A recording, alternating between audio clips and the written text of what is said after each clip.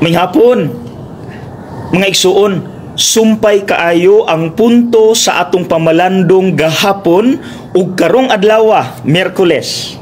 Basaha gani.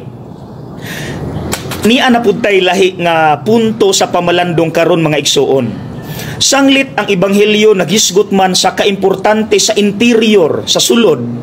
Ang atong hisgutan karon kining kaimportante unta sa prayerful silence ba sa sulod nato. Dapat na ana nato. Kaya bininyo, mga igsuon, ang kalibutan saba, alingog-ngog. Mao nang daghan mga batan-on karon ma-attract sila sa mga religious groups nga kanang banda, praise and worship. Kay ganahan sila og saba kaysa silence. Na brainwash pa gyud sila nga kana daw atong holy hour, kana atong mga misa, silence, boring and dragging. No. Mga igsuon, remember, silence is the language of God. You cannot listen to God when you're noisy. Muna na ako'y suggestions, mga igsuon. Kanang musimba ta ba?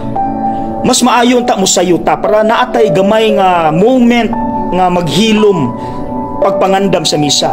Sa sulod sa misa, daghan putang moments of silence. Avail. Human sa misa, naapod tay dapat mugahin ta og panahon pud nga maghilom. Dili din ta muuli. Then kanang personal prayer pud importante na. Sige tagyaw-yaw panahon nga magampo ta. Why not mulingkod ta, muhilom ta? Mga igsoon, remember, God's answers are heard in silence. So again, remember, silence is the language of God. You cannot listen to God when you're noisy.